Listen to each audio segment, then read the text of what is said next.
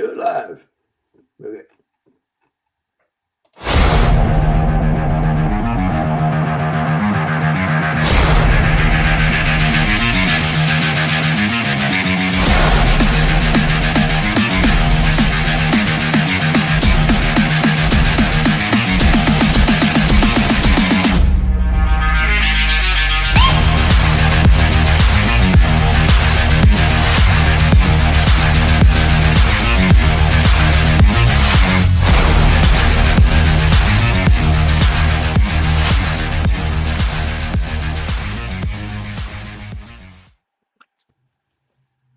Squirrel!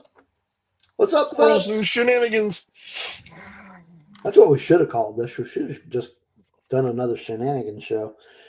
Here we are. We're back after a week off. Triple Rock Radio. This is episode number 189. I am Steve, and with me is JD. How's it going, JD? I'm doing fantastic. And you, sir? Doing well. Got a couple folks in the chat already. There is Matthew. How's it going? Matthew.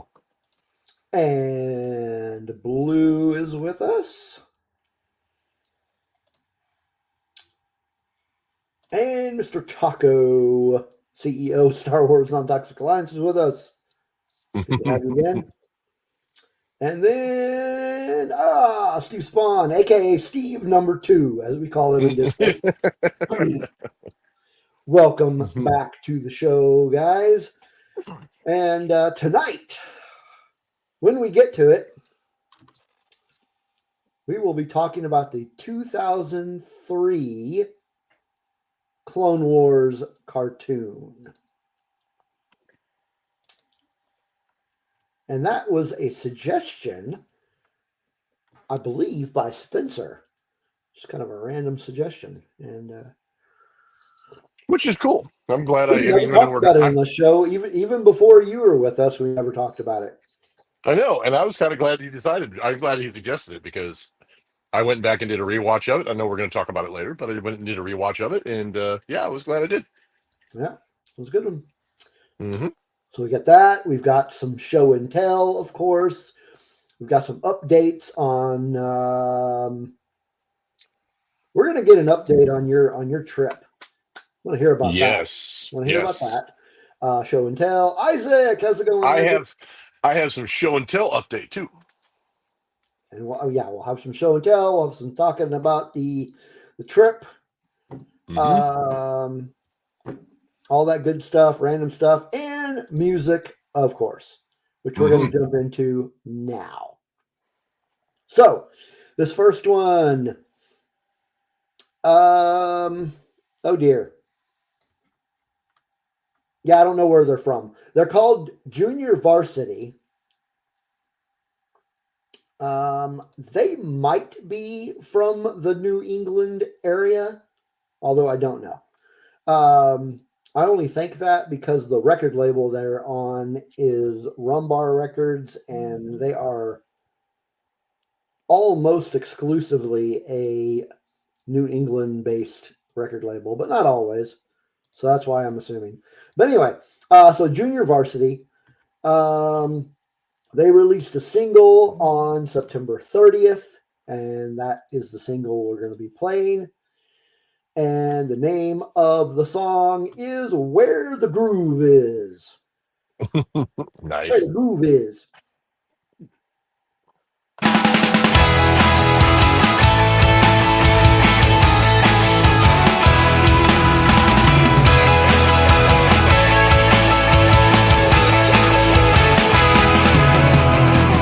turned on my TV set in the afternoon. It was some old European show. Yeah, the band was playing hard, some familiar tune. There stood a lady with a microphone, singing, come on down with me. Come on down, won't you come on down with me. Come on down where the groove is.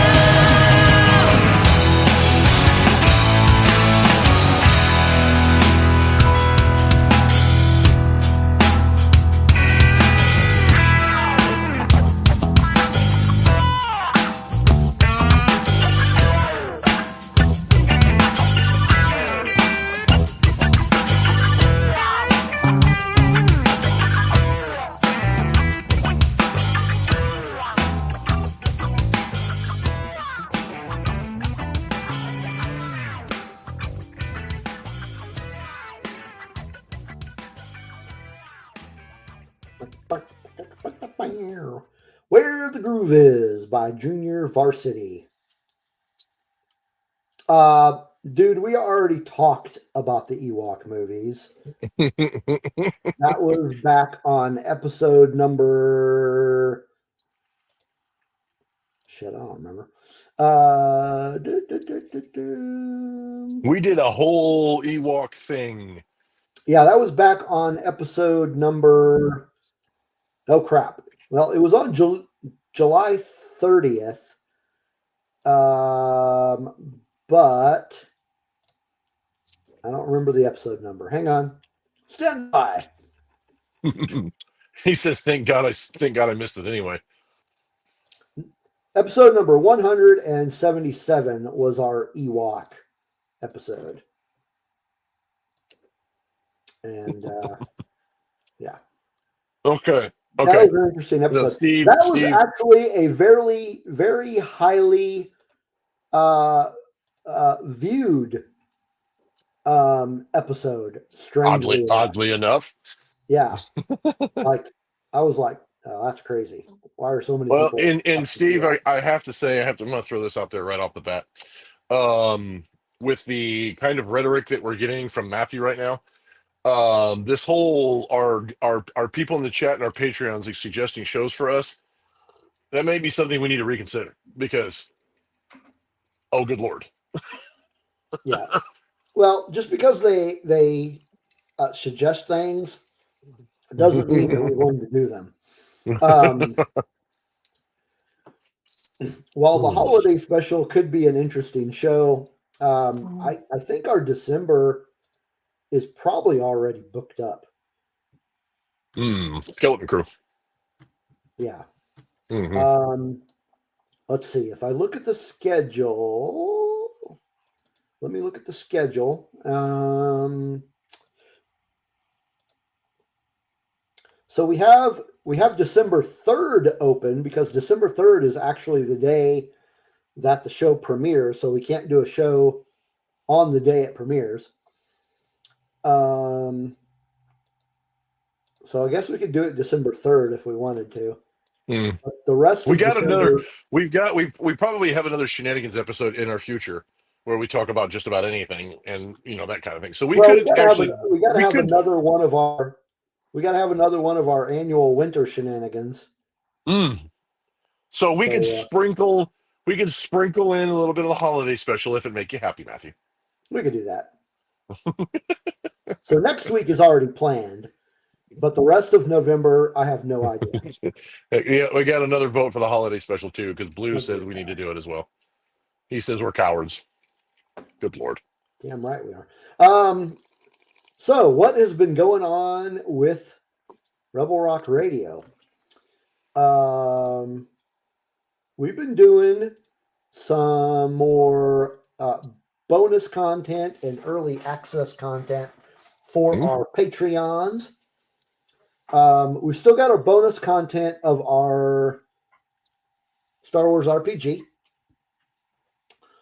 We have three sessions on right now for that one.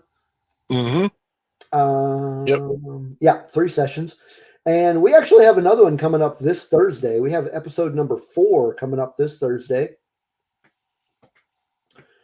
So those are exclusive to our patrons.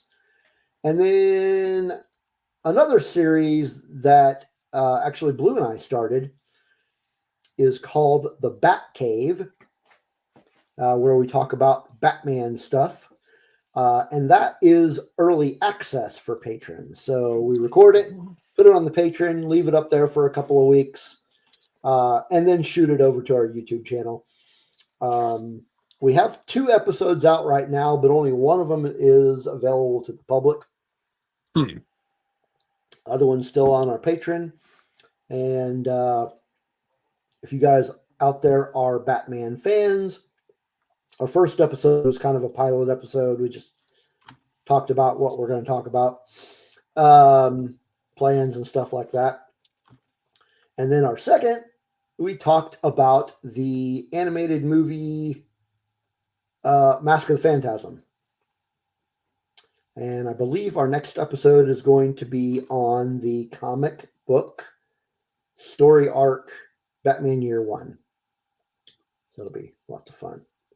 Anyway, so When we you get got stuff for our when you get to the movies and TV shows, call me. Oh, we will. We will. We've got a list of crap we're going to be talking. Every day we come up with another idea.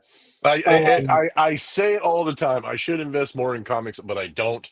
And I say that I should, and it's one of them things where if you haven't been like paying attention to it for a while, it's hard to know where to start. I mean, Star Wars is the same way. I gotta admit it. I Yeah. should read more of the Star Wars comics, and I don't. I mean, they're awesome. There's some great illustrations. See, and you just gave me yet another idea for an episode. Uh-oh. Batman comics, where to begin. That would be perfect. See, Yeah. I could be in on that. I could be in on that because then you guys could educate me, and I would know. Man, that'd be a good episode. Yeah, hell yeah. So yeah, that is early access for our patrons, and we've got cool stuff for our patrons. We have the early access content, the bonus content. We've got stickers that you can get when you sign up. And if you would like to be a patron, just go here to bio.link/Rebel Rock Radio. And there is a link to our patron there. In addition to all that other cool stuff that you get as a patron, don't that's why I more ideas we already have.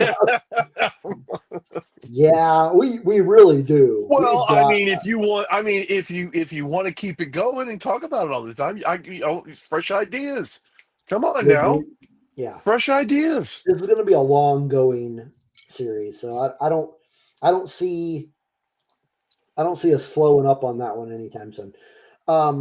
In addition to the early access content, the bonus content, and the stickers when you sign up, you also get a shout out on this live stream, which we're going to do now. So those of you that are patrons, we now would like to thank you. Dave Brown, thank you. Kelly and Chris, thank you. Justin Hensley, thank you. Charlie Kirby, thank you. Chantel, thank you. Matthew, who is in the chat with us, thank you. And Steve Spawn, who is also in the chat with us tonight, we thank you. We thank all of you who are contributing to our cause and helping us pay our StreamYard bill because it is exorbitant. Cheers to all you patrons. Thank you so much, guys.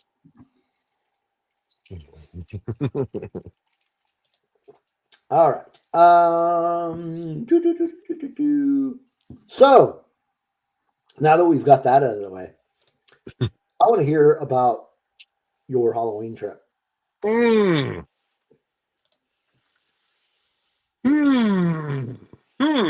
do I start, man? First of all, economy flights aren't big enough for guys like me. Just gonna throw that out there. Yeah. No, it was a fantastic trip. It's one of them places that I never like. It's one of them places that if the Boston Salem area, it's one of those things that like I in my lifetime was like, it wasn't on my radar as far as places that I wanted to visit. But I'm extremely glad that I did, and I would go back in a second. I would love to visit again, to visit more stuff, to see more of the sites, to see more of the things that area has to offer, because from most of you probably know, it's a very historic area. There's a lot of history. There's a lot of things there to see as far as the different eras of America and things like that. We did several tours. We did walking tours. We did bus riding tours. We went and saw individual sites. Among those was we got to see some of the oldest graveyards in Boston. We got to see some of the, and since it was Halloween, we did a ghost and graveyards tour. We did a couple of those. And we actually got to see the USS Constitution, the old Ironsides, one of the oldest. Cool. one of the oldest ships in service. It's the oldest ship in service in the United States, and I think it's either the oldest or second to oldest ship still in active service in the world. And it's the USS Constitution, Old Ironsides, beautiful ship. Um, it's they have a wonderful museum. We actually got to visit the ship. We actually got to see a bunch of its rigging and everything because they were actually found a crack in the mast and they were removing the mast and refurbishing the ship and doing an overhaul on it. And it's a 3-year project that they were coming into the finishing touches of, and they were actually putting all the rigging back on. So we got to see a lot of that. We got to actually see some of the sides of the ship. We got to see some of the pieces taken out and all the rigging and the yard arms and everything and all the sail arms and the sails, and we got to see all that stuff, and it was excellent to see. It was so awesome. We actually got to eat in a restaurant in the Boston Harbor on one of the piers out there. In Salem, we got to do so much stuff, so many shops, so many historical sites. We got to see the Witches Memorial. We got to see their dock, the Salem docks, which are some very old docks. We got to see the House of the Seven Gables.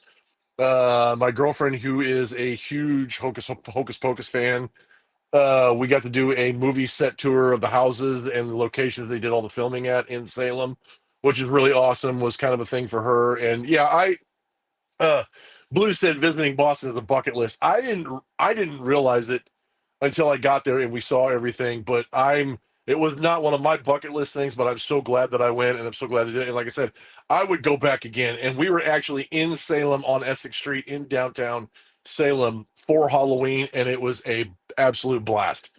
We had so much fun, met so many friendly people, got to have so many conversations with some very nice people from that area who were not only interested in from where we were from, but we were interested in stuff that was going on there in Salem and stuff like that. Um, my girlfriend got a tattoo from there, and she actually got a tattoo from an actual Salem witch she's a practicing witch in Salem, and she invited us to a opening ceremony for Halloween there in Salem that they did in one of the parks and one of the major parks in the center of the city. So we got to attend that as well. That was kind of weird. That's something I never thought I would be a part of, but we actually got to go there and we actually got to sit in the ring with them and do the witch ceremony and the blessing for Halloween and all that kind of cool stuff, which was really cool. And yeah, it was a great time. We got I got some good stuff that I hauled back from there. The cool thing for those of you who are older and who watch older sitcoms from the early 80s, for those of you who know the TV show Cheers, used to watch Cheers all the time. I have a brother who was obsessed with Cheers. I actually got to go to the Cheers bar, the bar that actually inspired the show. We were able to sit down, have a beer, have something to eat at the Cheers bar, and have unique Boston what they called award-winning Boston clam chowder at the Cheers bar in Boston, which is something in my lifetime I never thought I would have that experience. And it was so cool. It was so great to actually sit at the bar, talk to the local people, and go down the stairs. If you've never seen the TV show or you've never seen the locations, you have to look at it and see. But it's actually, you go down underneath a building and it's inside, and the bar and everything that inspired the TV show was there. And we got to sit there and have a drink. We got to, like I said, have something to eat while we were there, talk to a few of the locals who were very pleasant, very awesome to talk to. I actually got me a Cheers mug from there that I bought from there. Um, on a side note too, as far as like show and tell and stuff is concerned, I bought a bunch of stuff that isn't necessarily Star Wars related. If all of you folks would like to see it, throw it in the chat, throw in the suggestions. I'd be happy to show you some of the stuff that we got. But a lot of the stuff I bought really had kind of cool stories to it, and because that's just, I don't just buy random stuff from places like a random T-shirt or something like that. I usually try to buy things that have significance or some kind of story behind them. And so I got quite a few things that are obviously, like I said, not Star Wars related, but I got quite a few things from the Boston Salem area that I had purchased And like I said, if you guys are interested in seeing that, I would be happy to show that to you next episode. I'll bring that stuff out and show you guys everything, tell you a few stories behind everything that we got. Or that sounds Or like a good idea for a patron exclusive. that'd be cool. That'd be cool. Yeah. But yeah, it was a lot of fun. I put in a lot of steps. Saw some. I'm a huge fan of like old buildings, architecture, the nostalgic stuff. So when I was inside the House of the Seven Gables, that was crazy because that house is one of the oldest houses there, and to be inside of it, that a house that has survived for 300 and some odd years, almost 350 years, and it's still assembled, it's still together, and you actually get to go into the roof of the house and some of the secret passages inside the house and see Which some one of are you the talking old about? the House of Seven Gables. Oh, okay. Yeah. So for those of you who don't know, if you know who the author is, Nathaniel Hawthorne, he's actually from the Salem area, and he wrote like the Scarlet Letter, the House of the Seven Gables. He wrote quite a few other romance stories, mystery stories, things like that. And he actually based one of his books was actually the location of it was the House of the Seven Gables. And like I said, we got to go inside and tour the house and the grounds and everything and the harbor that it was in and all that kind of cool stuff. And we got to see the architecture from the inside and the 350-year-old architecture and some of the wood and everything that was inside. They've been trying to keep it preserved for all these years. They've been trying to work on it. It's all done by donations and stuff like that from people who go in and see the house.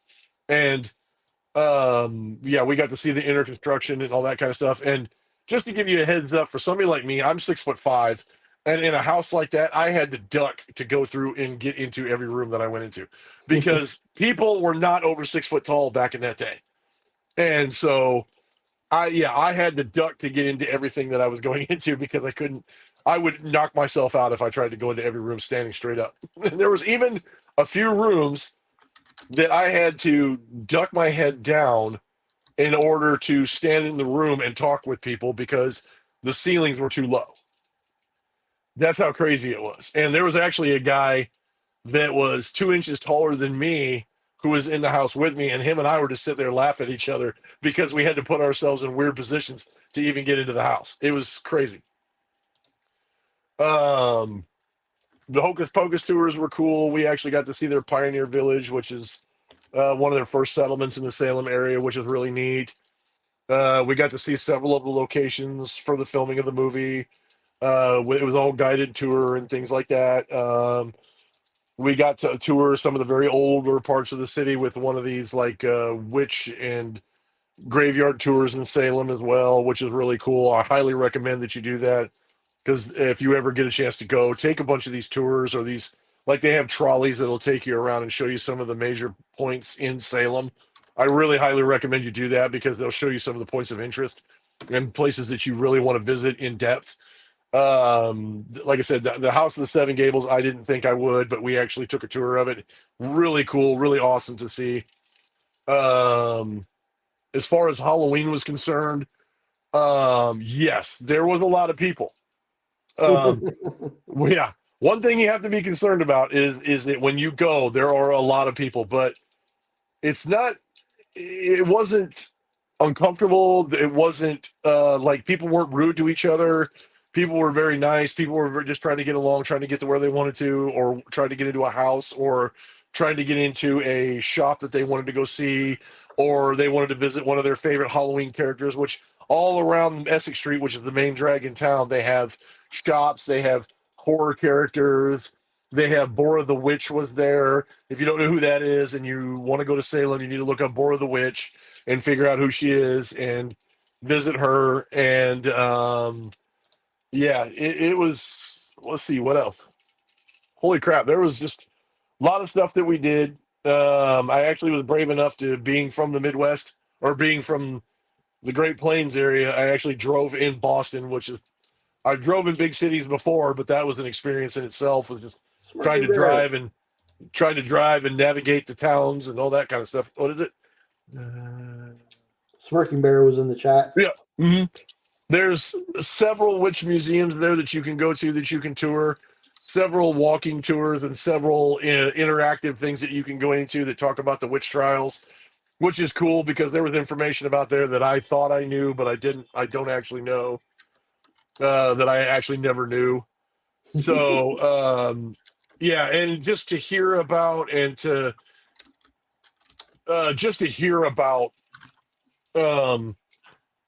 the witch trials themselves and everything that went on and all the history and how it actually worked for, what actually happened during them and the things that were done and the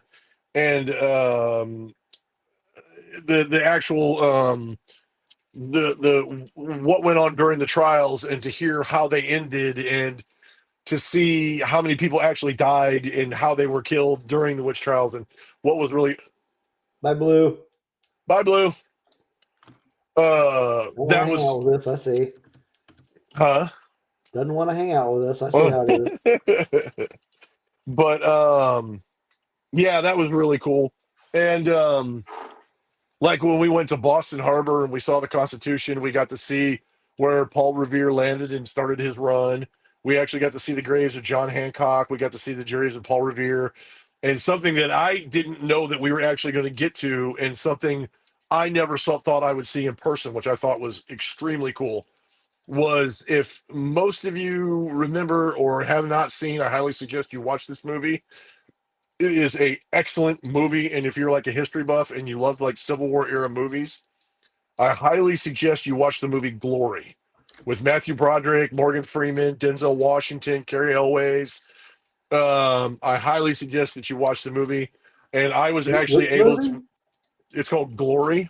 Oh, yeah. I've seen that. I've seen it. Yes, excellent movie, and it's based on true events, based on a true story about the first African American Civil War regiment for the Union armies, the 54th Massachusetts Regiment of all black soldiers, African American soldiers in the Civil War. And there's a actual monument to them in one of the squares down in Boston near the Capitol building, and we actually got to see the monument in downtown Boston, which is something in person I never thought I'd get to see. And I'm a huge fan of the movie, love the movie. But we actually got to see the monument that they resurrected to the 54th Massachusetts Regiment, and it was beautiful. It was awesome, really cool to see. And then, like I said, we got to visit a lot of historical places in Boston and stuff like that. So, and then we got to see a World War II battleship while we were there. A lot of walking around. I had more clam chowder in a week and a half than I've ever had in an entire year. I ate so much clam chowder, it was not even funny. I mean, you're in Boston. You got to have Boston clam chowder, right? Yeah. I mean, I ate it. I had some. Hey, Tina. Tina. Hey, Tina. Yeah, I mean, I was sitting on a pier in Boston Harbor, and I'm like, I got to have Boston clam chowder on the Boston Harbor while I'm here. And all these different places were like, oh, we have the best clam chowder in town. We have the best clam chowder in town. I'm like, I'll freaking decide. So I had like clam chowder everywhere. Every restaurant I went to that offered clam chowder, I had clam chowder in. And yeah, it was. One day I had it twice in one day.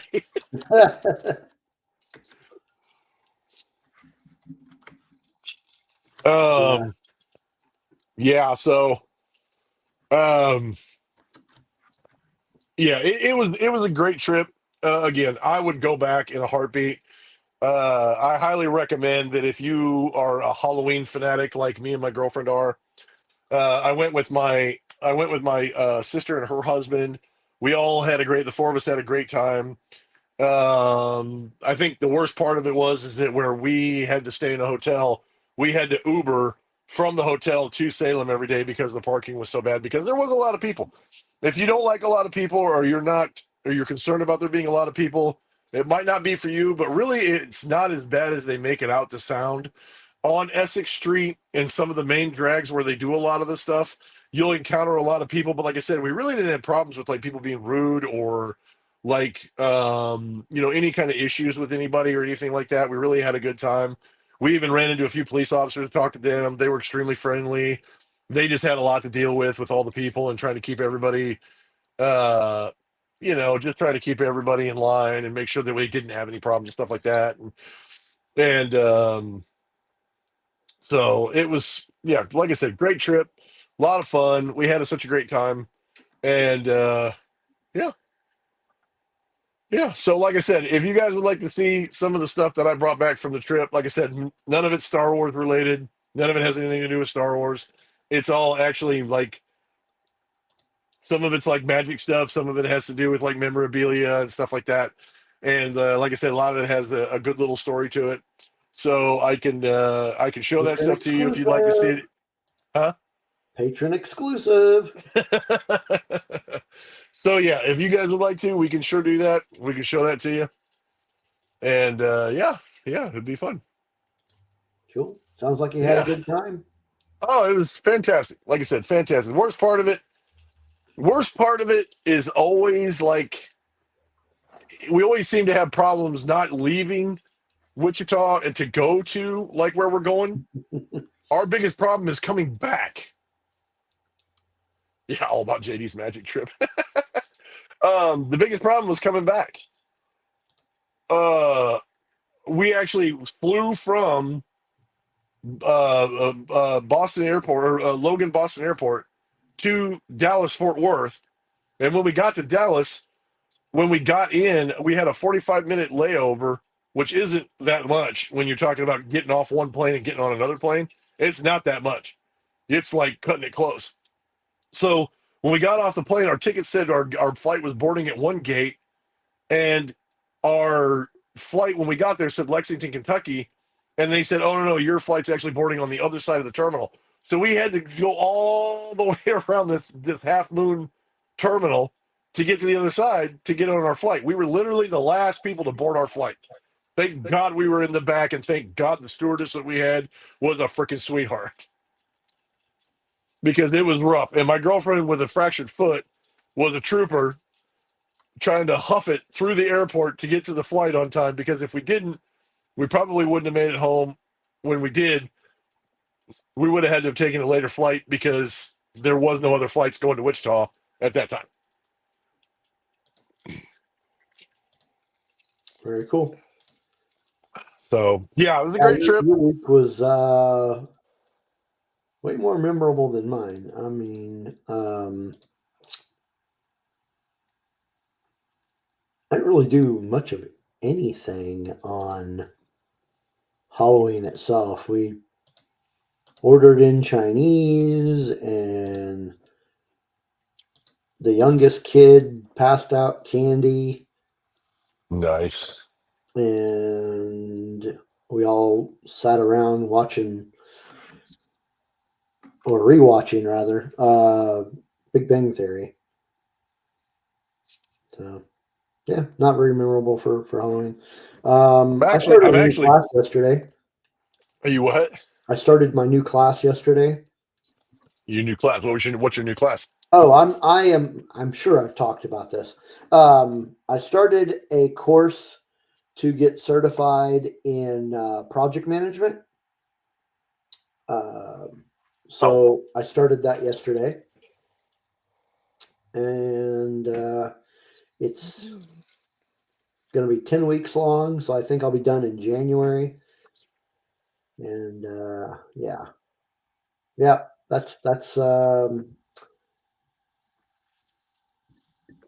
about the most exciting thing going on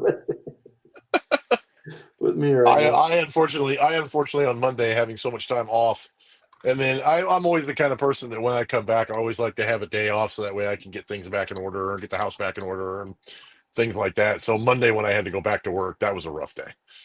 Not only was my sleep schedule completely screwed up because we were out late like every night on vacation, but I had to get up early, and we didn't get up early on vacation. We just didn't do it, Yeah, no. And So yeah, getting back to work on Monday was freaking rough. That was freaking I rough. imagine. Yeah.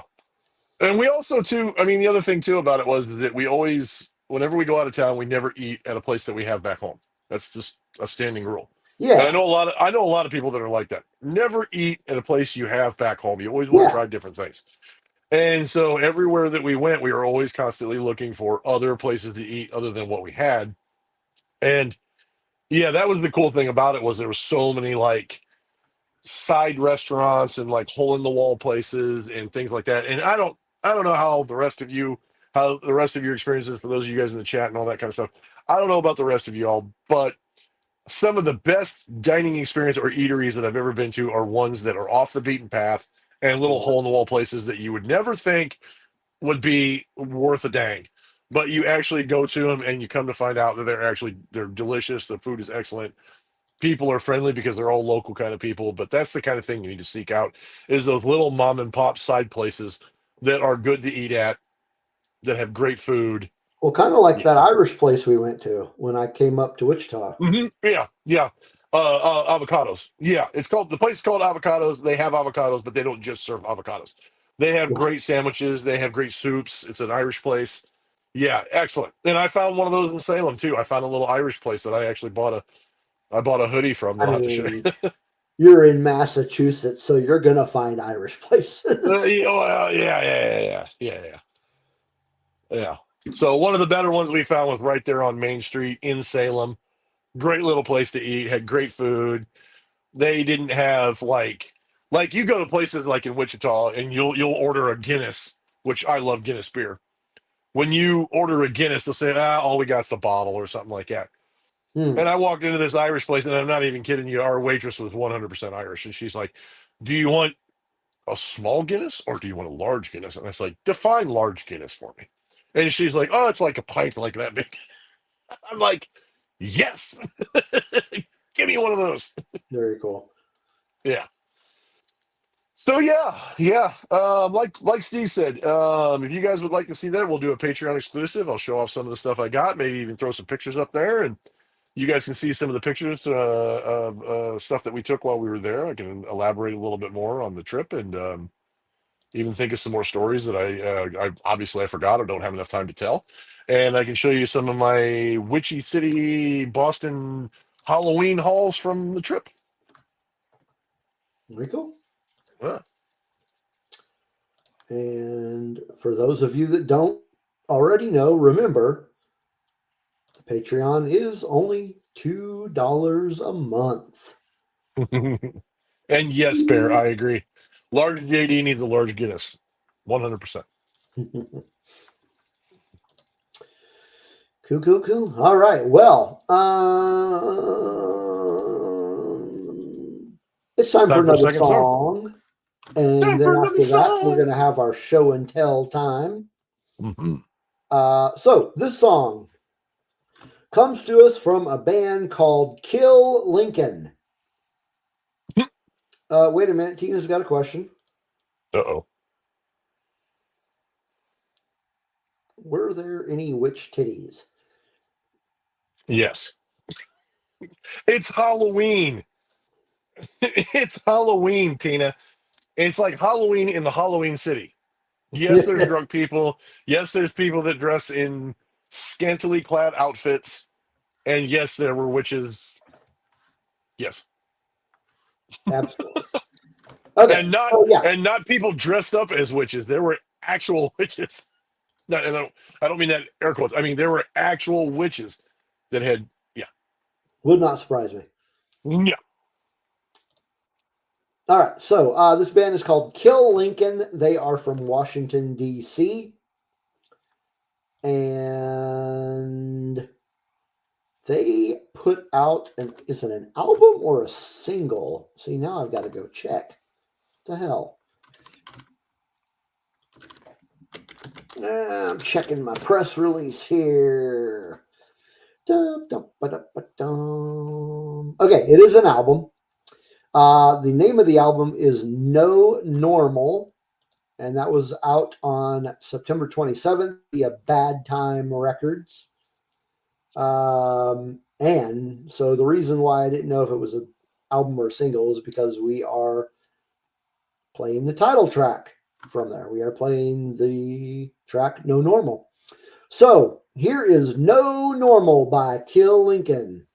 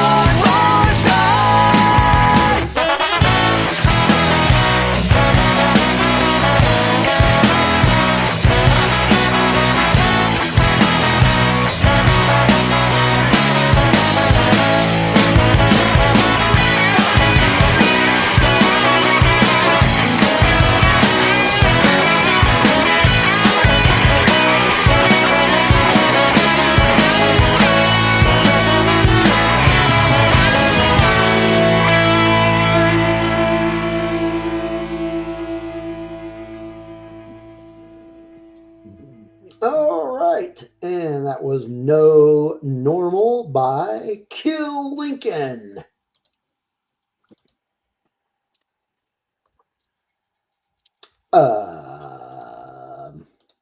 All righty. So, All right. you know what time it is now? It is time for me to play this video that doesn't have music. But Steve still hasn't found music. Yeah.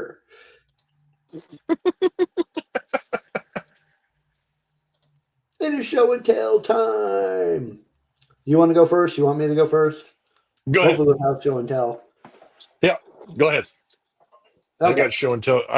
Just so people know, I got show and tell coming out of my ears. All righty. So I got another shipment of my Star Wars encyclopedia.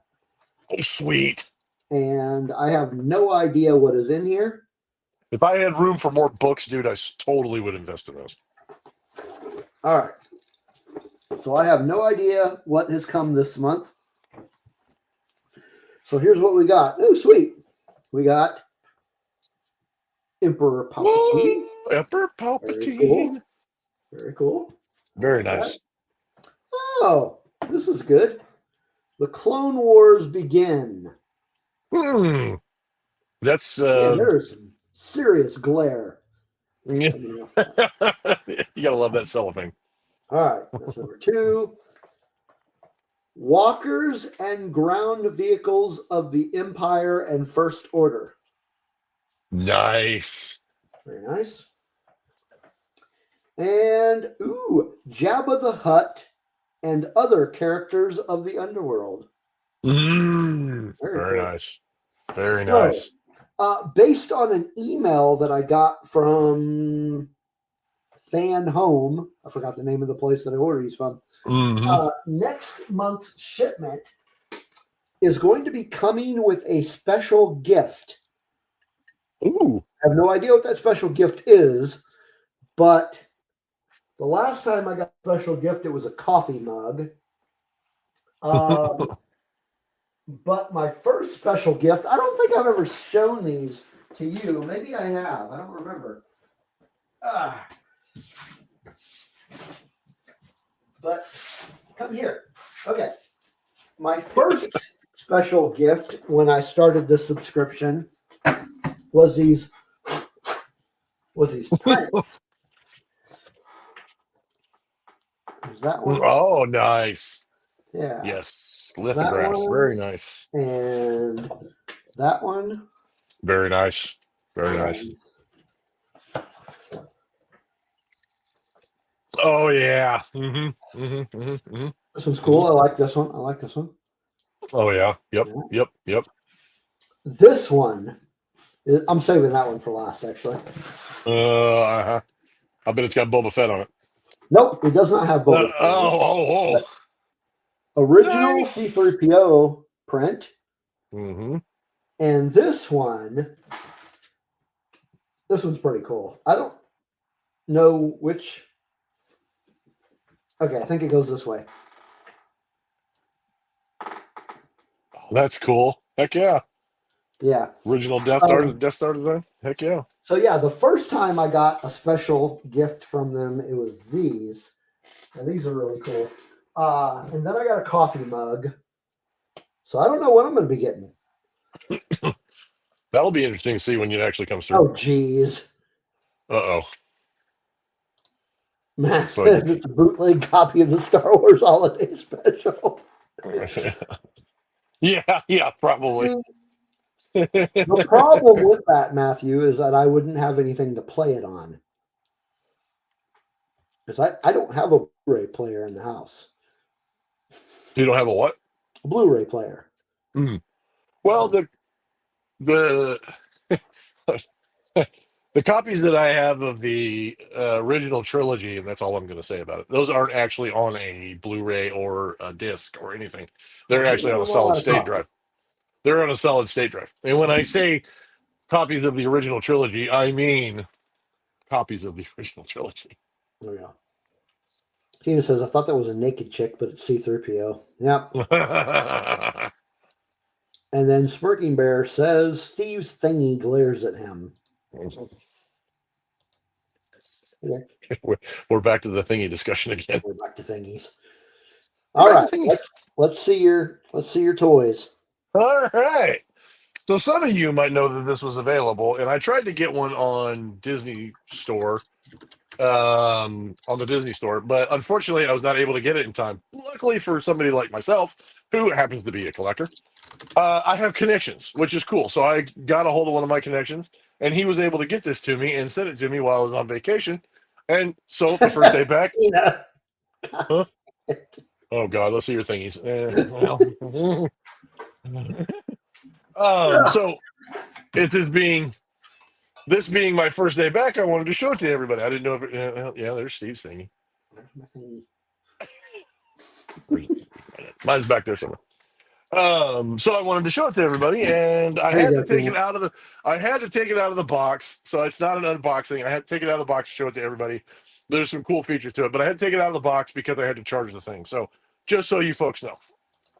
So what I have to show and tell is I have Mr. C-3PO's head. Ooh. Yeah. Let me see if it'll turn. Oh, do I have to plug it in? What the hell? Oh, maybe I didn't charge it enough. Hang on. Hang on. Uh-oh. You didn't charge your thingy. Well, I might have to have it. It might have to be plugged in all the time. I don't know.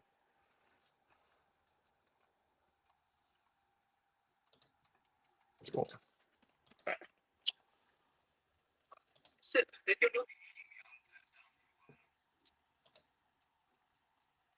Can you hear that, Steve? I cannot. Hang on. Apparently, it has to be plugged in all the time.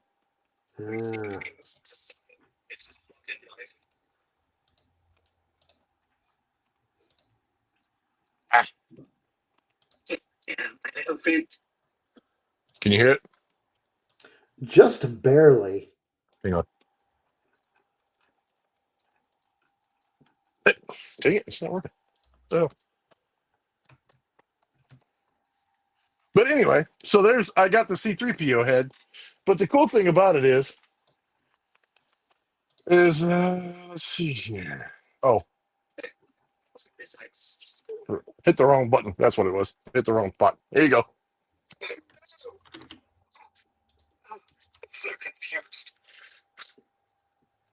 Can you hear it? Yeah, the problem is it's just not loud enough. I don't know a way to. Be destroyed for sure. But anyway, he goes through all of his sayings from the original trilogy.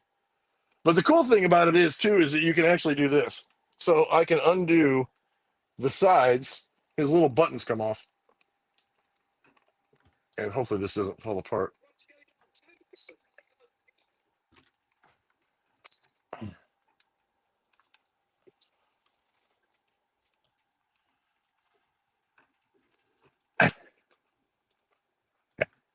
See if I can get this off here without breaking it once again. There we go. Okay. And so now his whole head assembly comes off. And you can actually see the innards of C3PO, which is pretty cool. And what you can also do is there's a little plug that you change. And look at that. There we go. The naked C3PO.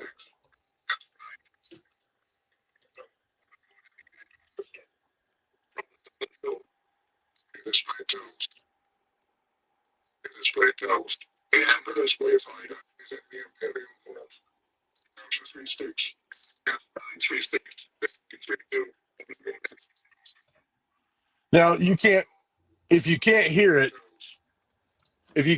it, or tell, his eyes actually turn red, and he does the speech from when they reset him in Rise of Skywalker. His eyes actually turn red, and he does the speech from Rise of Skywalker.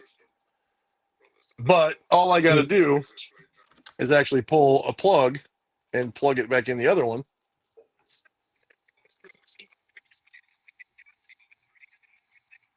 And then he goes right back to his old. Let's see. Ah.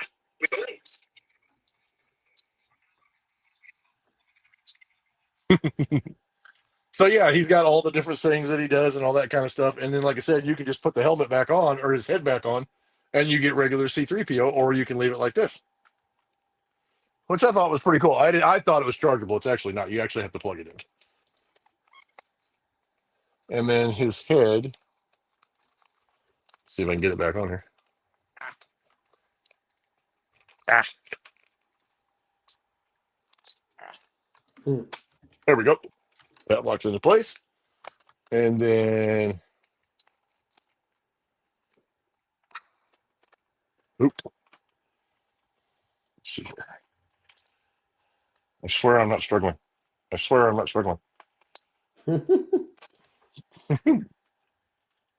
There we go.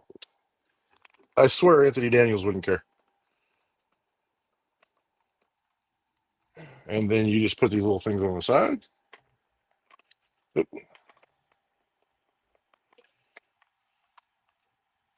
There we go. And now he's back together again. And like I said, I don't know if you could hear the. I didn't know if you could actually hear him, but ah, there it goes. Can you hear that at all? I mean, just barely. Like I can hear that sound is coming out. My little friend, myself. Can you hear that? Yeah, I heard a noise. Dang it. No. So confused. But anyway, yeah, like I said, he does all of his sayings and stuff like that. So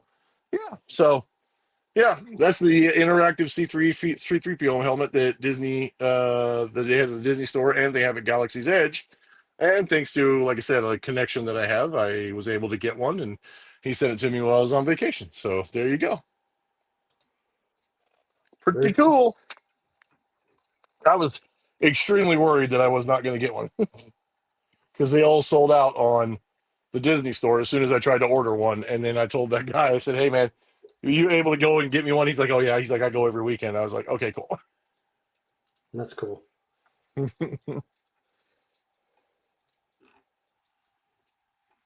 But yeah, so cool. There you go. Is that all you have to show? Yeah, I mean, I got one more thing. If you want to see it, it kind of goes along with what we're talking about. I can show this too.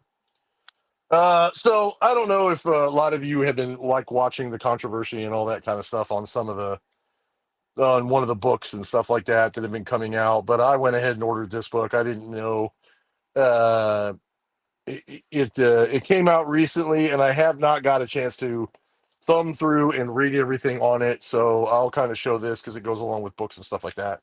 So I'll show this to everybody. But I picked up this week as well. Ooh, I just saw one of my favorite guys. I just saw Kelleron Beck in there. Oh, that's awesome. I really need to read this. I'm just saying. So I picked up from Amazon this week. I picked up Secrets of the Clone Troopers. Oh, cool. Yeah. So like I said, I have not had a chance to thumb through this yet. I haven't had a chance to really look at it, but yeah, it's the Secrets of the Clone Troopers book, and it's got all kinds of different information and all kinds of different stuff in it that has to do with just everything about the clone troopers and all that kind of stuff. And there's just different things in there about different ones. And then you have fold out panels, that huge fold out panels that show different things and different scenes and whatnot. And like I said, I haven't had a chance to look through it at all to see what it is. But like I said, I just looked through it and I saw one of the pages had Kelleron Beck in there, and even I think Reva was in there too, or something like that, which I don't know why. But and there's a little like section in there about Boba Fett right there. Very cool. And there's a little bit about Omega or Omega, depending on how you pronounce it. And little area. It's got a nice little mural to Captain Rex right there. So yeah, I'll have to thumb through it a little bit and see what it's all about, and let you guys know what I find. But yeah, the reason why I say there's some controversy on it is because there's a certain clone trooper, I guess, in one of the pages that I haven't even seen yet, and I guess it caused a little bit of controversy. So I went ahead and bought the book just to see what. Oh, it's even got stuff about the ships in there too. Hang on, let me show you this. It's even got stuff about all the ships. And let's see. Yeah, there you go. All the ground troop ships and the aerial ships in it. Yeah, that's cool. So what type of controversy are you saying? they were describing different types of clone troopers in the book, and I guess they made a reference to how do I say this? They made reference to a certain clone trooper. Here it is. It's right here. There's a certain clone trooper in here that is transgender. I mean, let me just go ahead and say it. It's right there. So right there, right at the top, there's a reference to a transgender clone trooper. And when I say it's caused controversy, obviously your normal garden variety cranky people, and you know who I'm talking about, Mhm. had some problems with it.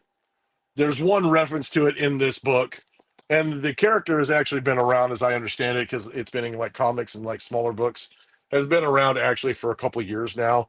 But now that this book has come out and somebody actually posted on live in a few Facebook groups, all of a sudden now a few people are up in arms about the whole thing, and I'm like, I don't really care. I mean, Yeah. it doesn't bother me. I don't care. I mean, yeah, Yeah. you know. And so, like I said, I had to buy it just because, number one, I mean, I wanted to learn.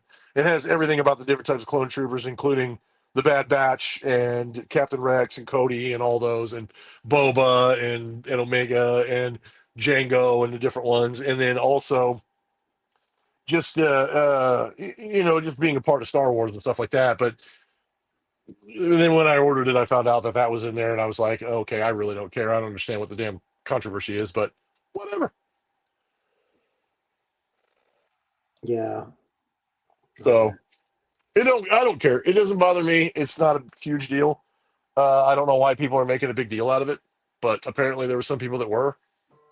But again, it's your garden variety people that just aren't happy with anything that Lucasfilm is doing, and it's just something for them to complain about. But it really is not that big of a deal. There's one reference to it in this book, and then the character's been around for a few years, and I don't even know what medium I would actually look at to find that person or that individual.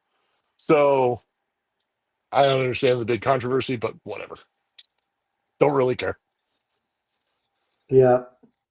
Me neither. Don't care. Yep. Yep. So yeah. So there's a good couple things I picked up, and yeah, there's more to come, people. Very There's cool. more to come. So So that was our show and tell for, let's see. Oh, we got Joy in the chat. automated How's it Joy. going, Hi, Joy. How Hi, are Joy. you? You haven't been in the chat in a while. Good to see you. So yeah. Almost right on time. Mhm. So yeah, we've got that show and tell done. We'll have another one next week, and we will put an extra special show and tell on a Patreon later Oh, on. yeah. And real quick update. Speaking of show and tell and updates, I actually got my notification for the Star Wars The Vintage Collection Ghost from the HasLab. I actually got a notification saying that they're going to start shipping out the units here very soon. So I will be getting that very soon, and we'll do some type of unboxing with that as well, which this thing is obscenely huge. Just so you folks are aware, it's massive. It'll probably be either half a show or a Patreon exclusive, one of the two. But it is big. I'll do an unboxing and a review and kind of show it to everybody and let you see what it looks like coming out of the massively insane box that it's going to be coming out of. Very cool. If it's anything like the Razor Crest box was, I mean, it was huge. It was a huge box. So, yeah. All righty. Mm-hmm. Well, that's it for show and tell. We have one more song coming up, and then we're going to get into our Clone Wars discussion. Okay, so I'm going to warn you ahead of time.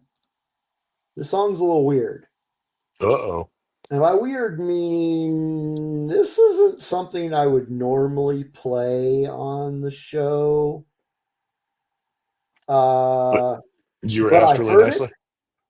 You know, it was sent to me. And I was like, that's interesting. I think I'm going to play that. Why the hell not? It's interesting. Anyway, the name of the band is Overrider. They are from Manchester, United Kingdom. They just put an album out on November 1st called Sparse Vector.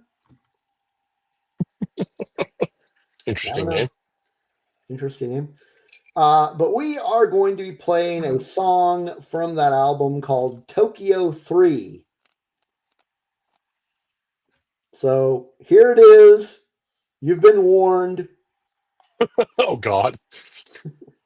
Just so you folks know, as long as I've been a part of the show, there's never been a disclaimer. I'm just saying. That's your disclaimer. This one's kind of weird.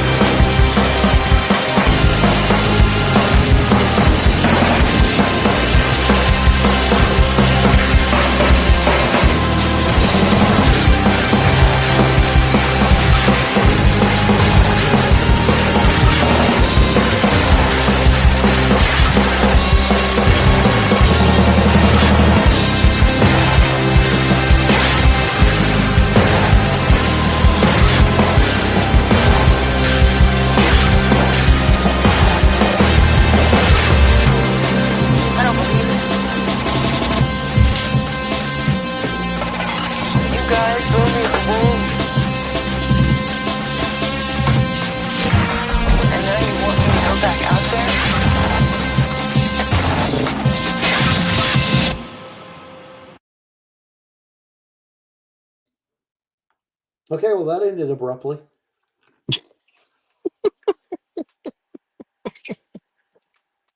All right, that was Overrider with Tokyo 3.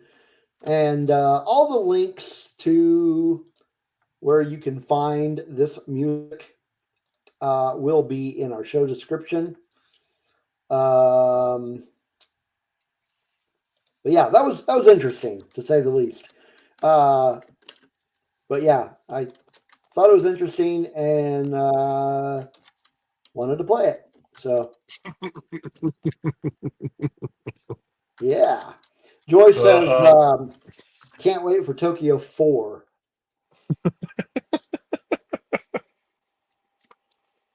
Yeah.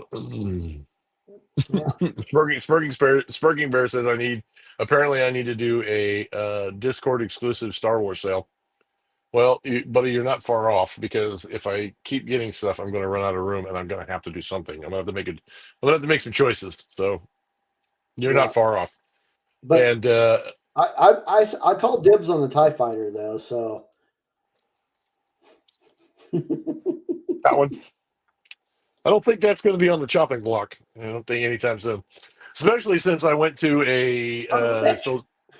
I did go to a toy store while I was in Salem that had a lot of like Sideshow, Hot Toys, Star Wars stuff, and they actually had that thing, this one right here. They had that one sitting on the shelf in box, and they wanted $400 for it. Well, alrighty then. Mm-hmm. So yeah, no.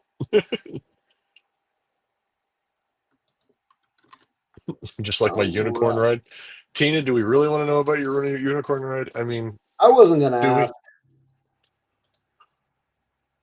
We will believe it when we see it, JD. I know. Same thing. Like I said, it may be one of those things where I don't have a choice. I'm going to have to make some sacrifices, because holy crap. You're saying sacrifices will need to be made. Sacrifices will need to be made. I mean, well, it's either going to be one of those things where I'm either going to have to sell some stuff, build an addition on my house, or buy a bigger house. Um, And let's just discuss which one of those is the cheaper option. at this point, probably buying the newer house. Well, yeah, probably.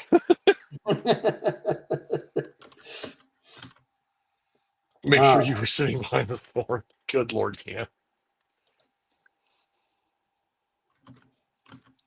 Was it Naked Unicorn Ride? What the? Yeah, I'm not going to ask.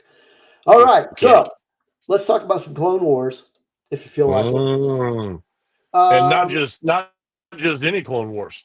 Yeah, not just Clone Wars. We're talking about the 2003 Cartoon Network Clone Wars. And how do you pronounce it? The Tartakovsky? Genndy Tartakovsky. Yeah, I'm sure I'm butchering it. Yeah. So yeah, it was I've heard developed it and directed by Genndy Tartakovsky. I don't know. Here's something I actually just didn't realize until today. The premiere date was November 7th. So we're coming up on the anniversary of that. So it originally released on November 7th on the Cartoon Network. There were 3 seasons for a total of 25 episodes. First season had 10 episodes that were 3 minutes each. Season 2 started on March 26th of 2004. That one had 10 episodes of 3 minutes each. And then season 3 started on March 22nd, 2005. And this one deviated. It was only 5 episodes, and they were 12 minutes each. So, I do remember watching this when it came out. Mm-hmm.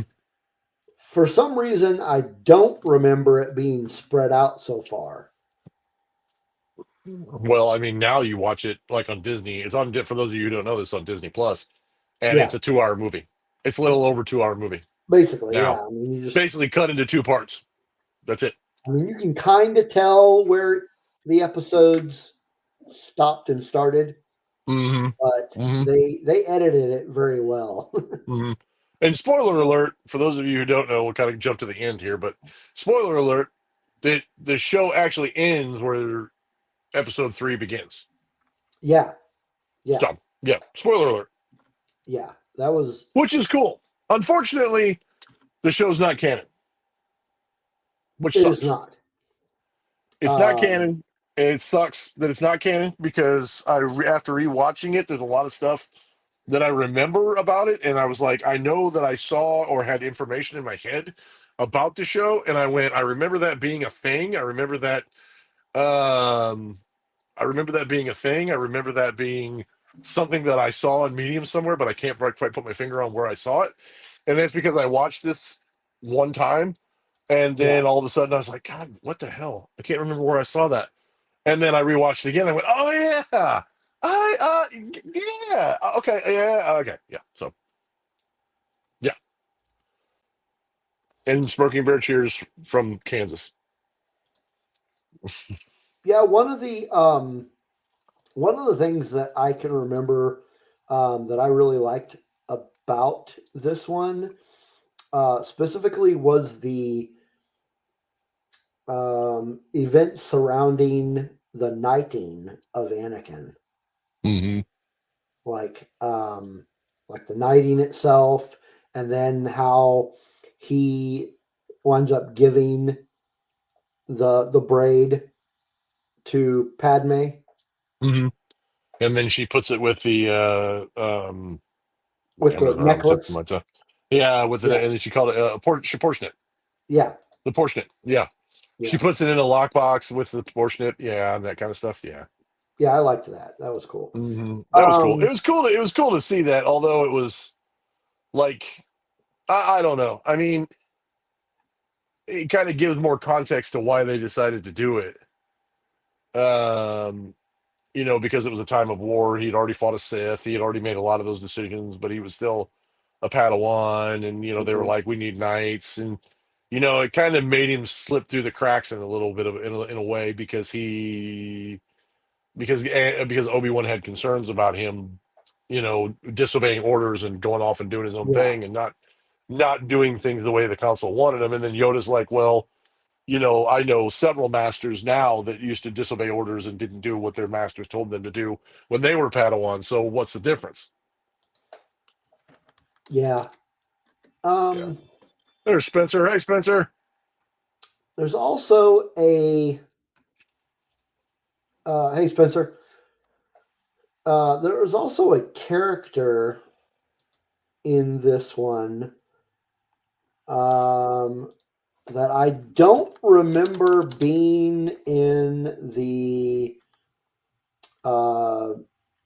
later Clone Wars series. And it was now I can't remember his flipping name. Was it Dirge? I think. Yeah, the one that put himself back together after Obi-Wan defeated him the first time. Yeah, Dirge. Dirge. Yeah, it was Dirge. Yeah, Yeah, which I don't remember him being in the other Clone Wars. well, and I think that probably because they killed him in that one. And then at the time, I mean, I don't know if it was considered canon at the time before Disney took over. But he was in comics before. I mean, he's actually a character that I would love to have seen brought to screen. Maybe not quite in the way that this 2003 Clone Wars animated series brought him into being, but it would have been cool to see him in the. It would have been cool to see him actually become a canon character. That would be kind of neat. Yeah, yeah, If they ever did like another Clone Wars style TV show that evolved around that, it'd be cool to see him brought into live action. yeah. Yeah, the speeder bike jousting episode with Glorious. Yeah, That one I was mean cool. that one was cool. There was a lot of stuff in there that I was watching it. And I was watching that episode, and I'm going, it's so over dramatic, but it was fun. I mean, for the animation in the series, it was fun. But then again, you had like all the scenes that I liked was there was one of my chief complaints about like Attack of the Clones episode 2 was the fact that you saw Yoda always walking around with a cane. I mean, he was always walking around with a cane. Mm-hmm. And then at the end of the movie, when he's fighting Dooku, he's jumping around, bouncing around, doing all these flips, doing all these things, and I'm going, what? What the hell?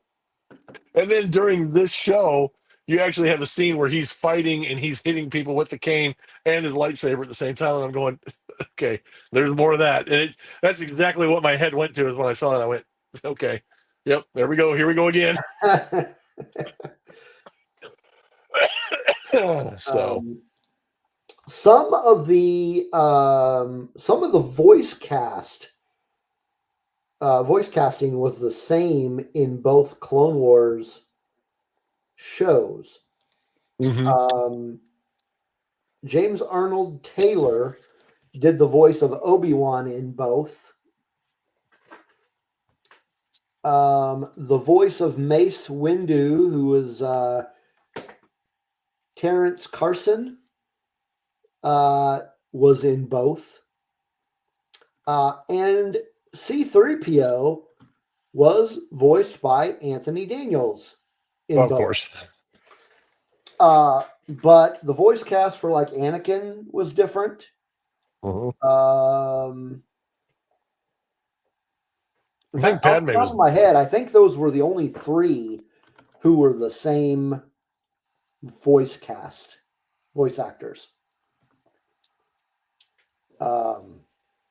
And I mean, another thing, big difference from the other Clone Wars series was the animation style. Yeah, oh yeah. This one was completely different. I mean, you had like Mhm. it was the guy that developed it was the guy that did Samurai Jack Mhm. and Dexter's Laboratory. So it was, Mhm. the animation was like identical to that. So,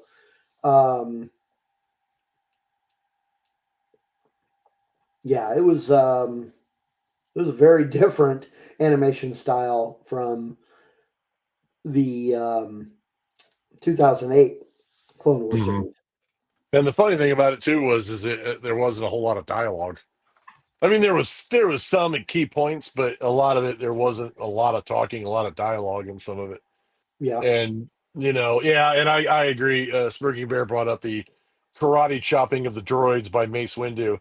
I was like, that's kind of, but I mean, at the same time, you've got like the jousting scene where Obi-Wan goes back and he pushes back Dirge and his droids. He actually rides a speeder bike up the side of a building, almost vertical, 90 degrees, and then jumps off of it to get to the top. And then some of the jumps and some of the stuff that they did was very elaborate. I'm like, if they could do that throughout the entire war, why Brian. didn't Sorry. Brian? I don't think she was in it. She wasn't in the 2003 series. Who? Ahsoka? Yeah. No, she was not. No, Ahsoka wasn't in it. Now, Shakti was. Maybe that's who you're thinking of, is Shakti. Shakti was in it.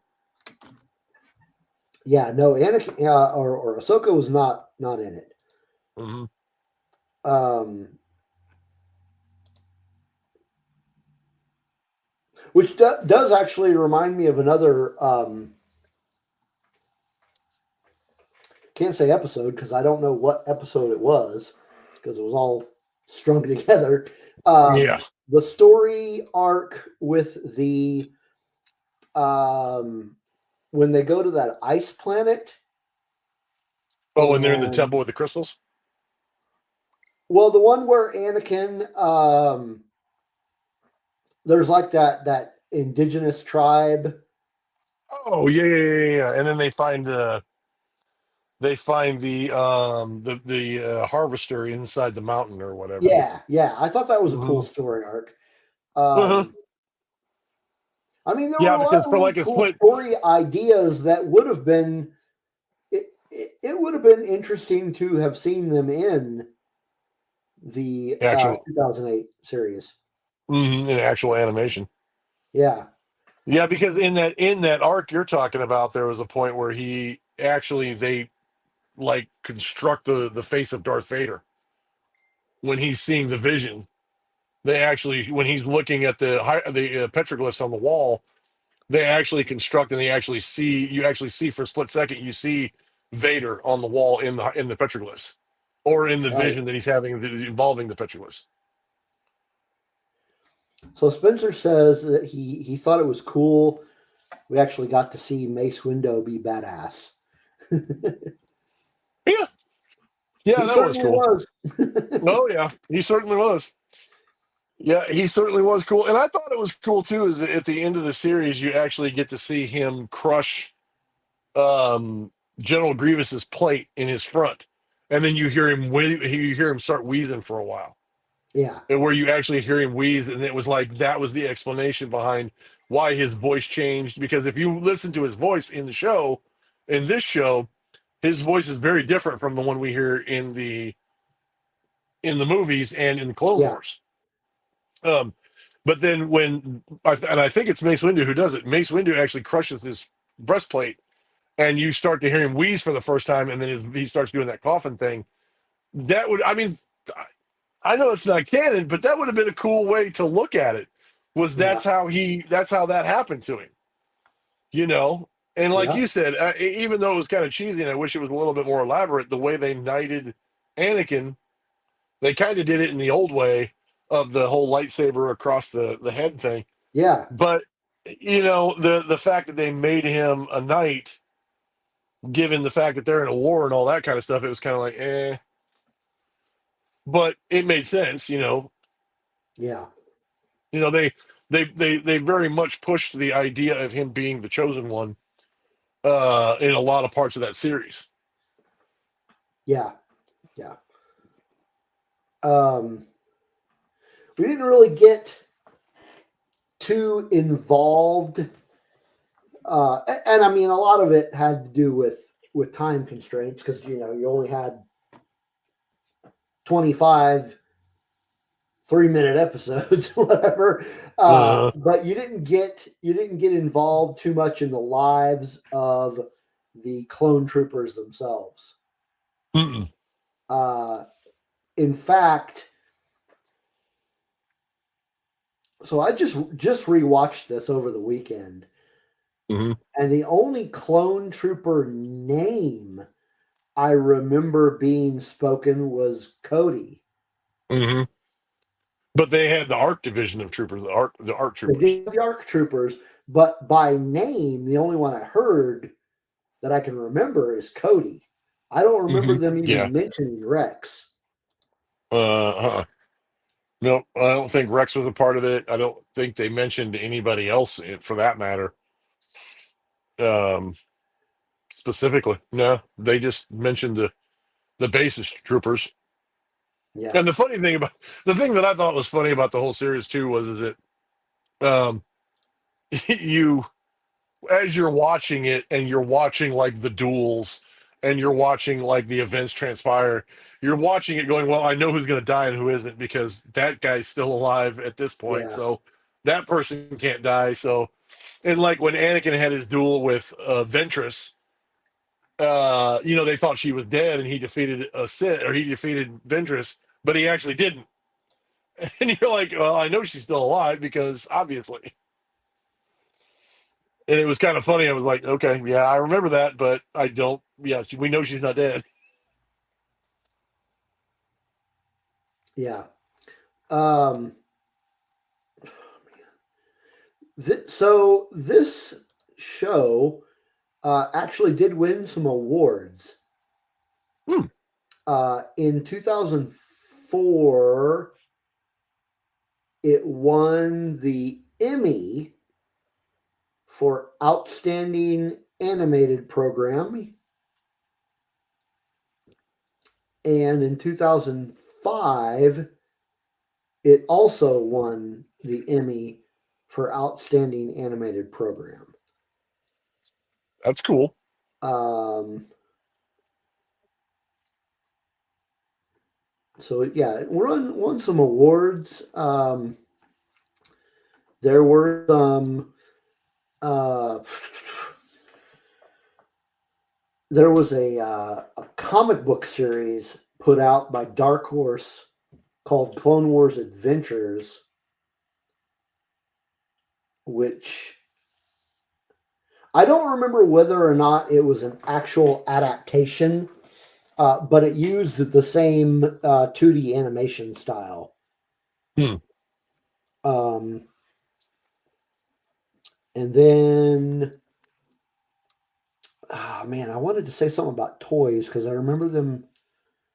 I remember there was something going on about toys. Hell,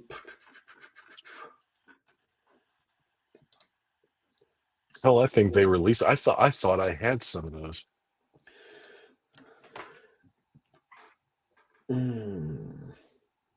Yeah, they mentioned there was there were some toys released for this. Well, and just recently, I think they did a re-release of some of the 2003 series too, and I thought I had some of them, but honestly, I can't remember. I'll have to look. Yeah, I know that I read about this somewhere, and now I can't. Oh, I know. I do have one. I have a couple things I can show. I might snag this real quick. Wait, hang on a second. Here we go. Well, okay. In 2021,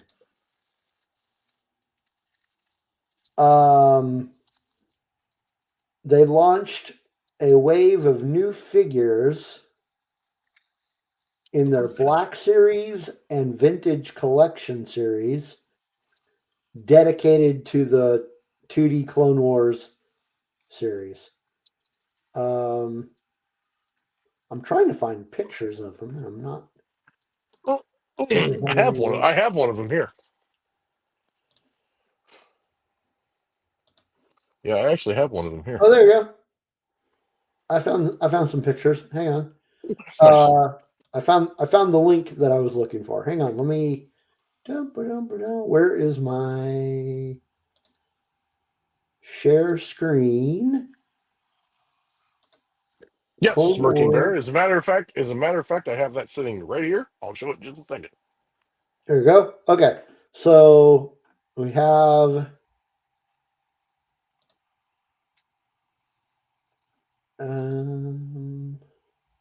see now it's not it's not going to show. Hang on. I got to do this on. So here's the ARC Trooper. Mm-hmm. And it looks like these were all, I think these were Walmart exclusives. So yeah, this is the ARC Trooper. And as you can see, no name.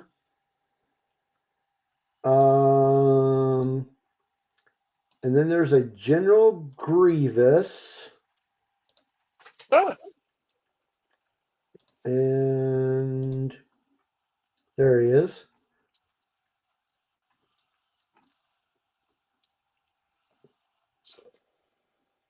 These are kind of cool. Mm-hmm. Don't know if I want to spend $52 on it, but let's see else. Oh, check this out. Hold on. There you go. There's one right there in person. I'm going to put all of these links up at once. Okay.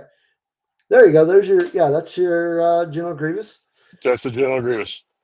Right there. Pretty cool. Pretty cool. It's all from the 50th anniversary line. So and then here's a battle droid. They have a battle droid too. There we go. Yeah. See, they don't look much different from the molds that they had, from like. Yeah. Oh yeah. Uh-huh. Yeah. See, do they not sell these? Here we go. Compare all sellers. $30. Well, it was a very short, limited line, so they might be. I don't know how many more they sell of them anymore. I don't even know if you can still get them. No, this is the Walmart page right now. I mean, I can. Oh, they are available. So they are available. Yeah. Okay. Yeah, I don't think I'd pay $30 for a battle droid. In any case, yeah. So there's some toys out there. That's cool. Oh crap! I lost my link. Some bitch. Hang on. Okay. Sure. I'm also. I was going to show these too, real quick. These are. Let's see. These are certified. These are certified. These are actually authentic. And what these are is these are character keys, limited edition character keys. They only sold certain amounts of each one of them. But this is from the actual same series. So there's Ventress. Very cool. Character keys, and these are certified certificates of authentication, but these are character keys from the show. So I got Ventress, I got Shakti,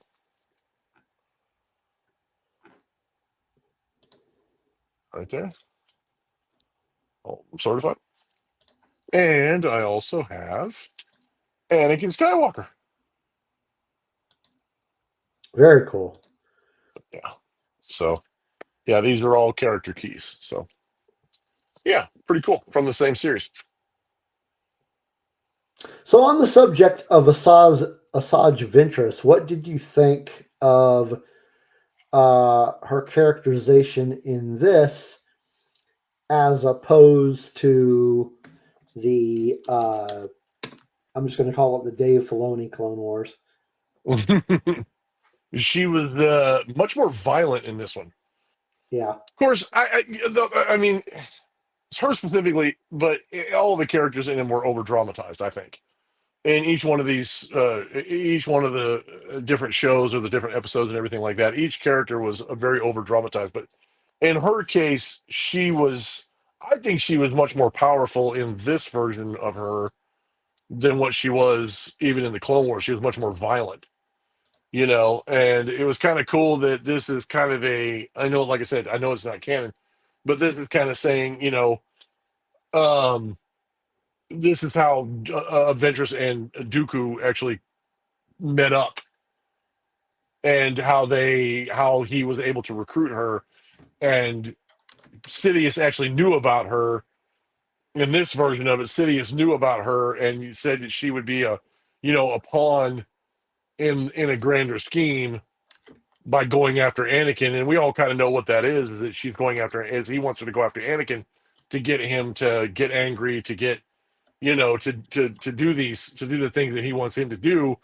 in order to make him, in order to turn him towards the dark side, to get him to fall further to the dark side. yeah, Which I've always thought was messed up, because if that was Palpatine's plan, either he did not let Dooku in on that plan, or Dooku knew about it. He just didn't know that he was gonna end up getting sacrificed in the end to be a part of that plan. So it kind of messed up. But I mean, Ventress, Dooku was all part of Sidious's scheme. Even the Inquisitors were part of his scheme. But yeah, I mean, I liked her character in this. I've always kind of liked her character, and like I said, in this one, she just seemed like she was even more violent, even more attuned to using her powers to, try to end Anakin.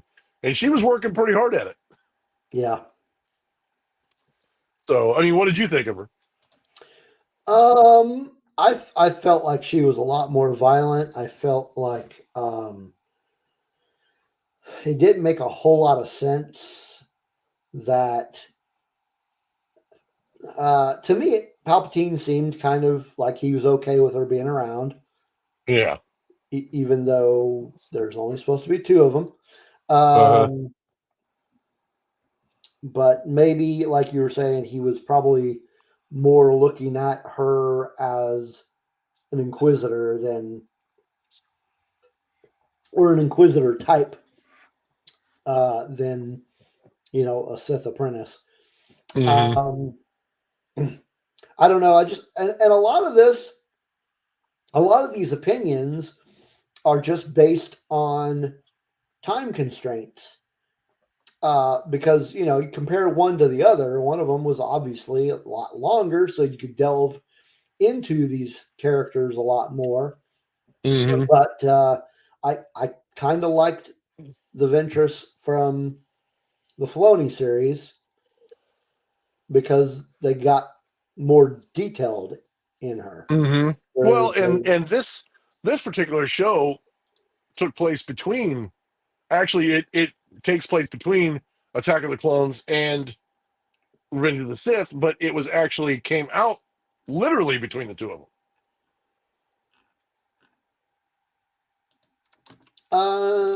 yeah. Let's see. That was Yeah, because this series came out.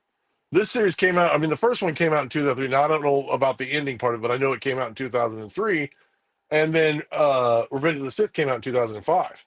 actually So it actually I have those dates. Hang on. okay. Where did I put them?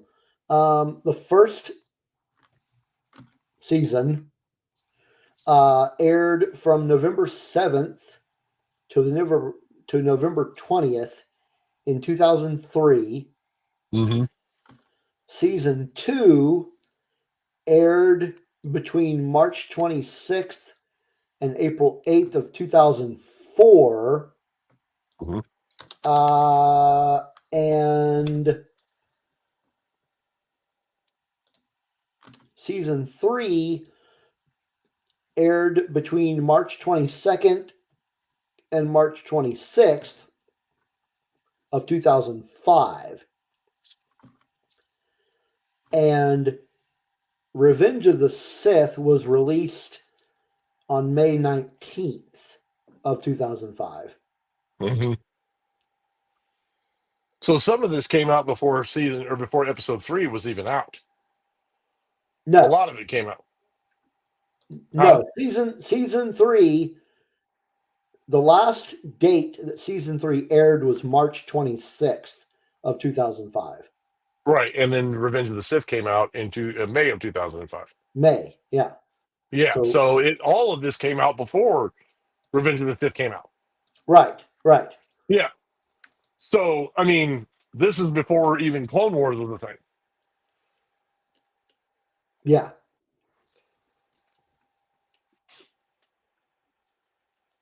So, I mean, before the TV show became what it was, and before this is what Grievous, this is what Grievous was before we even got to see Revenge of the Sith. Yeah. So, I mean, you got to see the TV version of it, and then the dramatic change that you went to from season 3. But this is what kind of a precursor to that. It was kind of a prequel to episode 3 before it came out. So this is kind of, which is kind of weird why they didn't make it, why they decided it wasn't canon. That part I don't understand. I mean, probably because they wanted the Filoni series to be canon. Uh-huh. I don't know. Yeah, that I don't know. I would think that, looking in hindsight, I would have, if I were making the other series, the 2008 series, and knew that it was going to supersede the 2003 series, I would have incorporated a lot of the stuff from the 2D series. Mm-hmm. Yeah, just incorporated the stories, just transfer them over. Yeah. Yeah, I agree. Because I think a lot of that stuff doesn't necessarily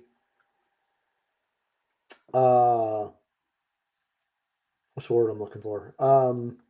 Contradict each other. Mm-hmm. Unless Some there's of it something, does.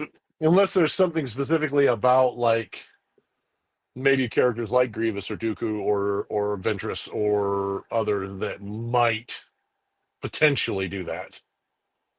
But I mean, I would have to watch the Clone Wars again in all the way through to kind of see if they would actually conflict with one another.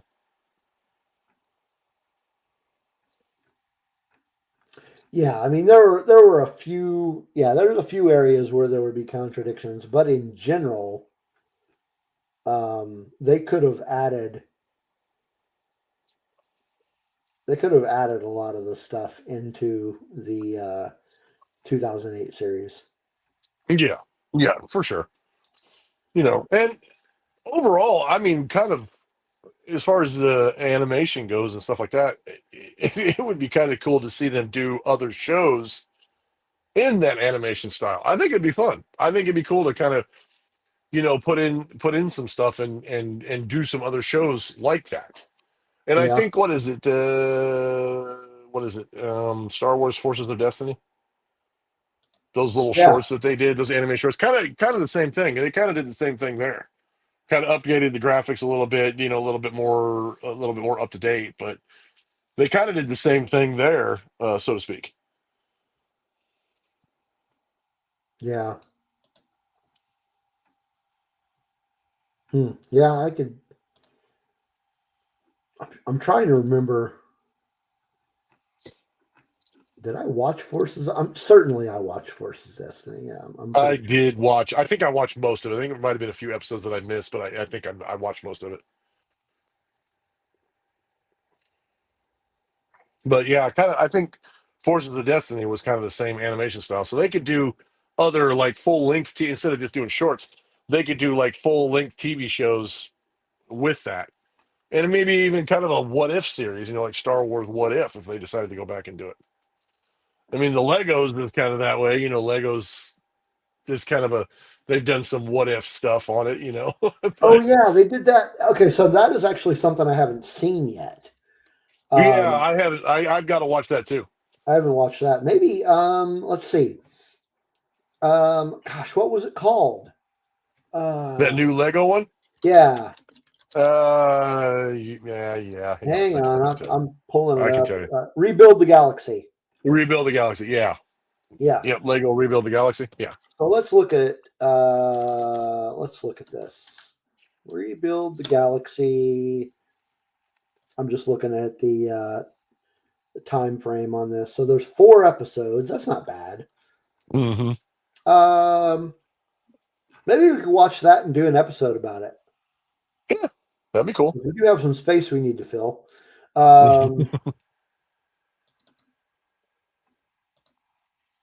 So off the top of your head, do you have anything else about this Clone Wars series that you want to talk about? But like I said, I really enjoy the animation style. It'd be cool to see them do some other stuff in that animation style, but full length, not just shorts, but actually do some full length stuff in that. Maybe incorporate some good stories. Maybe kind of do the same thing they did with the Clone Wars and just kind of put that in there and do some like First Order era stuff, or stuff with like Rey and things like that they could do. That could be like some short, some episodes that would bring some more context to the story, but they could do it in that animation style, which I think would greatly help it, because I mean that's what they did for that's what they did for the prequel trilogy, and it definitely helped. It definitely gave more context. It definitely gave more information, which would help the story quite a bit, I think. And but as far as the rest of it goes, it's a fun little show to watch. Like I said, over dramatized and kind of overdone in some cases. In some of the spots, like some of I mean, you don't get a whole effect of the lightsaber duels, other than it's very stop motion, so you don't get the full effect of the lightsaber duels. But a lot of the stories are pretty cool for an animation series. If you guys in the chat have not got a chance to watch it, I encourage you to check it out. It's only 2 hours. They've basically lumped all the episodes into basically two 2 hour movie, or two 1 hour movies, and it butts right up to episode 3. And there's a lot of stuff in there, like I said, that it's kind of disappointing that it's not canon, because it would be cool to see it actually be brought into and be considered canon. But if it contradicts a lot of the Clone Wars stuff, I can kind of see why. But other than that, I mean, it's a fun addition to Star Wars. It's fun to watch. It's cool for animation purposes, and I enjoy it. I enjoyed it. I thought it was cool. I'm glad I rewatched it, because, like I said, I watched it a long time ago in 2003, 2004, like when the last of the series came out. I watched it then, and I hadn't watched it since. So I'm kind of glad that all these years later, I actually got a chance to sit down and actually watch the full series again. So it was very interesting. It's very good. Yeah. How about you? So let's see. So there's only 4 episodes, and they're only about 25 minutes each. Mm-hmm. So we could potentially do a show about that. Mm. Um, What did you but think yeah, about the Clone? as far as Clone Wars, I don't have anything else to talk about. It Mm-hmm. was fine. I remember watching it when it came out. Again, like I was saying, I don't remember it being that spread that far out between 2003 and 2005. But I mean, shit, that was almost 20 years ago. So It was. I mean, the first episodes came out. It was 20 years ago. So yeah. yeah. But I am, watching it again. I do. I enjoyed it. It's good. I honestly, I like the other series better, just in general. Mm-hmm. But there were things about this 2D series that I did like. Yeah. So it's cool. But so next week, our topic. Well, let me tell you what happened. So, like, next week is November 12th. So we're airing on November 12th. November 12th is actually the day that the very first episode of The Mandalorian was released. Mm-hmm. Back in 2019. Mm-hmm. So it is the 5-year anniversary of the premiere of The Mandalorian. Mm-hmm. So Genndy and I talked about this. So we are actually going to do an episode next week about that episode. So just that episode. We're just going to talk about Mandalorian Chapter 1. So looking forward to that. So that's on the 12th. Next show after that is the 19th. We can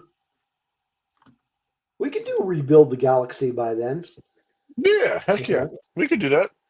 Talk about some Star Wars Legos. What do you people think? So that gives us November 26th and December 3rd are both open. We got to fit a Winter Shenanigans episode in there. There is a week where I am going to be gone. So I need to see when that is and if that is going to affect, that will in fact affect show.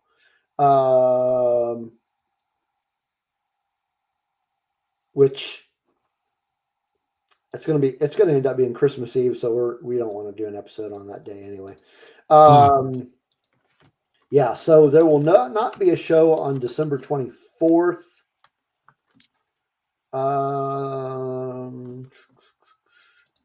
Have they said how many episodes of Skeleton Crew they're going to be? I want to say 8. Okay, so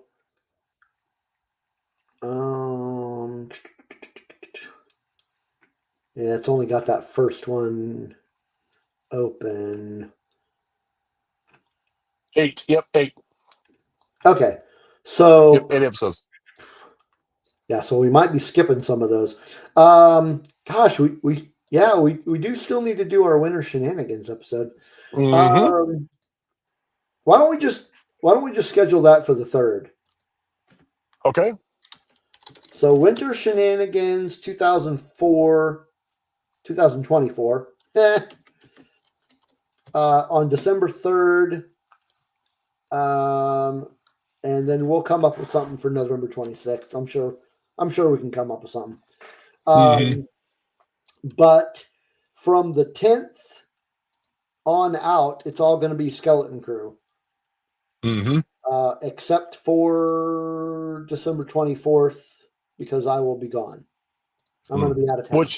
Which is Christmas anyway, so I'm sure people don't want to listen to us on Christmas Eve. Nobody's going to come and watch us on Christmas Eve. Nobody wants to come watch us on Christmas Eve. But you know what? The next week after that is New Year's Eve, so we may be playing that one by ear. I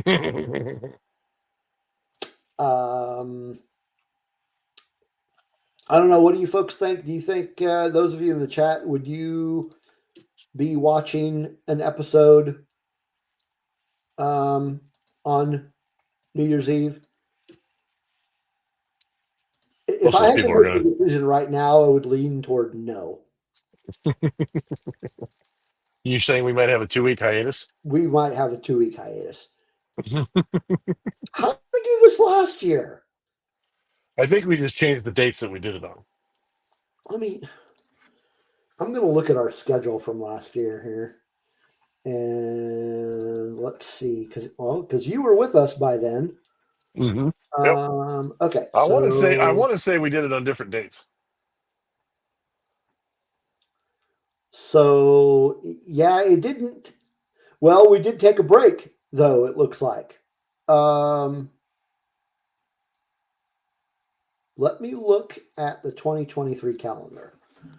2023 calendar, because I'm looking at some missing. I'm looking at some missing dates here.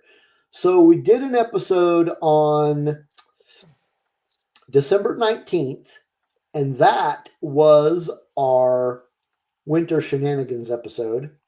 Mm-hmm. So then the next week would have been the 26th, or was the 26th, so it would have been after Christmas. But we did not do an episode on the 26th. Our next episode did not pop up until January 2nd. So we skipped a week. Mm-hmm. But this year, unfortunately, we have Christmas Eve falls on a Tuesday and New Year's Eve falls on a Tuesday. Yeah. We might have to do like a day early episode, like do like a Monday episode.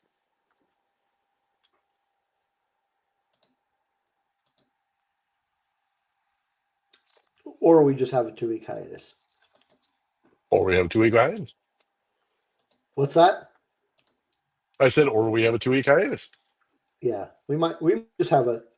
So everybody out there, just plan on us being gone for 2 weeks. Now that doesn't mean that we won't do. Maybe we'll do some Patreon exclusive episodes. We just won't have any live streams. Yeah.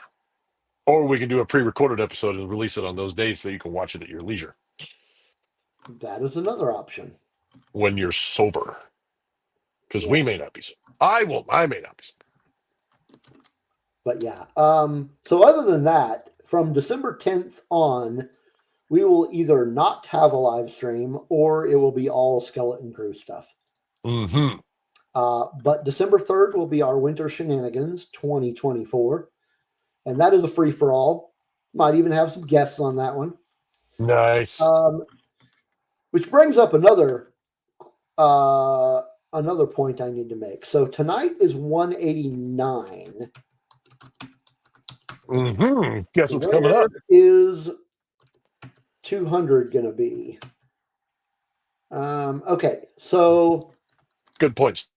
Under the assumption that we are going to not have a show for 2 weeks in December. Under that assumption, our 200th episode will be, I'm trying to math here and it's hard, February 4th.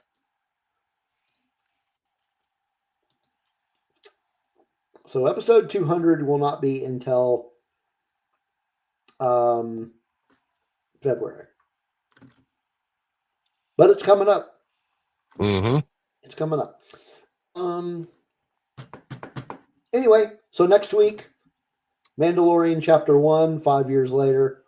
Mm-hmm. And then after that, Rebuild the Galaxy. And then we don't have anything planned for the 26th, but we will. We'll come up with something. Mm-hmm. I'm sure we'll have something. Yeah. Sure, we'll have something figured out by that day. Okay.